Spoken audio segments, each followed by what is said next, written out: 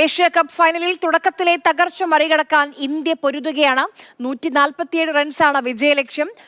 ബാറ്റിംഗിന് ഇറങ്ങിയ ഇന്ത്യക്ക് ആദ്യത്തെ 4 ഓവറിൽ 20 റൺസ് എടുക്കുന്നതിനിടെ 3 മുൻനിര വിക്കറ്റുകളാണ് നഷ്ടമായത്. തിലക് വർമ്മയും സഞ്ജു സാംസണുമാണ് ഇപ്പോൾ ക്രീസിലുള്ളത്. സ്പോർട്സ് ഡെസ്കിൽ നിന്ന് സോണൽ കൃഷ്ണ നമുക്കൊപ്പം വിവരങ്ങളുമായി ചേരുന്നുണ്ട്. സോണൽ, അഭിഷേക് ആദ്യം, അത് കഴിഞ്ഞ് സ്കൈയെ നഷ്ടപ്പെട്ടു, അത് കഴിഞ്ഞ് നമുക്ക് ഗില്ലിനെയും നഷ്ടപ്പെട്ടു. ഇപ്പോൾ തിരിച്ചു വരാനുള്ള പാതയിലാണ്. സഞ്ജു ഉണ്ട് ക്രീസിൽ, പ്രതീക്ഷയുണ്ട്. തീർച്ചയായിട്ടും തിലകും സഞ്ജുവാണ് ക്രീസിലുള്ളത്. ഇരുവരും അത്യാവശ്യം കൃത്യമായ പ്ലാനോട് കൂടി കളിക്കുന്നുണ്ട് എന്നുള്ളത് കഴിഞ്ഞ ഒരു 3 ഓവറിൽ നിന്ന് നമുക്ക് വ്യക്തമായതാണ്. സഞ്ജു 13 ബോളിൽ 16 റൺസും 26 ബോളിൽ 24 റൺസുമായി തിലക് വർമ്മയും ക്രീസിലുണ്ട് എന്നുള്ളതൊരു ആശ്വാസം നൽകുന്ന കാര്യമാണ്. കാരണം ബോളിങ്ങിൽ എന്ന പോലെ ബാറ്റിങ്ങിലും പാകിസ്ഥാൻ മികച്ച തുടക്കമാണ് സ്വന്തമാക്കിയിട്ടുള്ളത് എന്ന് നമുക്ക് പറയാതെ വയ്യ. കാര്യം ബാറ്റിങ്ങിലാവട്ടെ കൃത്യമായ പ്രകടനം നടത്തി. 93 റൺസിലാണ് ആദ്യ വിക്കറ്റ് പോകുന്നത്.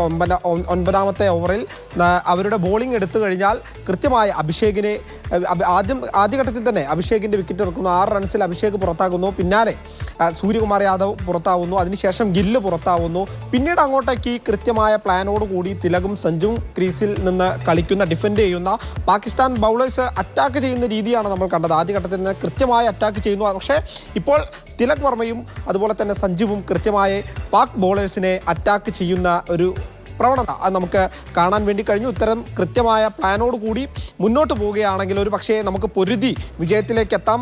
ഒരു പക്ഷേ സഞ്ജു ഇന്നത്തെ കളിയിൽ ഒരു രക്ഷകനായി മാറിയേക്കാം എന്നുള്ള പ്രതീക്ഷയാണ് മലയാളികൾക്കാകെ ഉള്ളത്. ഇതിനോടകം തന്നെ സമൂഹ മാധ്യമത്തിൽ എല്ലാം തന്നെ ഇത്തരത്തിലുള്ള ചർച്ചകൾ തുടങ്ങിക്കഴിഞ്ഞു. ഒരു പക്ഷേ സഞ്ജു നമ്മുടെ ഇന്ത്യയുടെ രക്ഷകനായി വരുമോ എന്നുള്ളതാണ് ചോദ്യം. എന്തായാലും തിലകും സഞ്ജുവും കൃത്യമായ പ്ലാനോട് കൂടി കളിക്കുന്നുണ്ട്. ഇനിയും നമുക്ക് ബാറ്റേഴ്സ് വരാനുണ്ട്. ഒരു പക്ഷേ ഇനിയൊരു വിക്കറ്റ് നഷ്ടപ്പെടാതെ കളിക്കുക എന്നുള്ളൊരു സ്ട്രാറ്റജി തന്നെയാണ് ടീം ഇപ്പോൾ എടുത്തിട്ടുള്ളത് എന്നുള്ളതാണ് നിലവിലെ കളിയിൽ നിന്ന് നമുക്ക് മനസ്സിലാക്കുന്നത്. എന്തായാലും ഇനി കൃത്യമായി പൊരുതിക്കൊണ്ട് ഡിഫെൻഡ് ചെയ്തുകൊണ്ട് ലക്ഷ്യത്തിലെത്താൻ കഴിയട്ടെ. 147 റൺസാണ് വിജയിക്കാൻ വേണ്ടി വേണ്ടത്.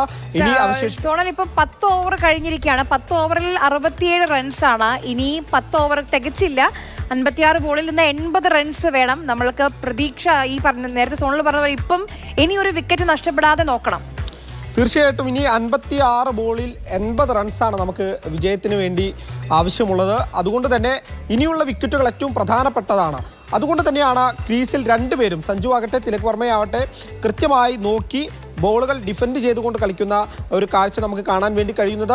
വലിയ സമ്മർദ്ദമുണ്ട്, അതൊക്കെ തന്നെ ശരിയാണ്. കാണികൾ ഗാലറിയിൽ നിന്ന് കാണികളുടെ ഓരോ ക്ലോസപ്പ് ഫ്രെയിം വയ്ക്കുമ്പോഴും അവരുടെ ഒരു ആശങ്കയും നിരാശയും നമുക്ക് കാണാൻ വേണ്ടി കഴിയും. അതൊക്കെ മറികടന്ന് ഒരു വലിയ ക്ലൈമാക്സിലേക്ക് സംഭവം കളി കൊണ്ടുവന്ന് എത്തും എന്നുള്ളത് തന്നെയാണ് ഓരോ ഇന്ത്യക്കാരൻ്റെയും പ്രതീക്ഷ. ആ പ്രതീക്ഷയിൽ തന്നെയാണ് എല്ലാവരും ഈ നിമിഷവും കളി കാണാൻ വേണ്ടി ഇരിക്കുന്നത് എന്നുള്ളത് ഏറ്റവും പ്രധാനപ്പെട്ട കാര്യമാണ്. എന്തായാലും ഇനിയൊരു വിക്കറ്റ് നഷ്ടപ്പെടാതെ കൃത്യമായ സ്ട്രാറ്റജിയോട് കൂടി കളിക്കുക എങ്കിൽ മാത്രമേ നമുക്ക് വിജയത്തിലെത്താൻ വേണ്ടി കഴിയൂ എന്നുള്ളതാണ് പ്രധാനപ്പെട്ട കാര്യം. ഇതിനു മുമ്പും ഇത്തരം സന്ദർഭങ്ങളിൽ കരുതലായിട്ടുള്ള വ്യക്തിയാണ് സഞ്ജു, ഗെയിം ചേഞ്ചർ ആയിട്ടുള്ള വ്യക്തിയാണ് സഞ്ജു. വ്യക്തിപരമായ പല റെക്കോർഡുകളും അദ്ദേഹത്തിനുണ്ട്. അത് ഇത്തരം സന്ദർഭങ്ങളിൽ ഉണ്ടായതാണ്. വിരാട് കോഹ്ലിയെ നമുക്കറിയാം. വിരാട് കോഹ്ലിക്ക് പിന്തുടർച്ചക്കാരനായി സഞ്ജു എത്തുമോ എന്നുള്ളതാണ് ഇനിയുള്ള ചോദ്യം. കൃത്യമായ പ്ലാനോട് കൂടി തന്നെയാണ് ഇപ്പോൾ തിലകും സഞ്ജുവും ക്രീസിൽ നിന്ന് കളിക്കുന്നത്.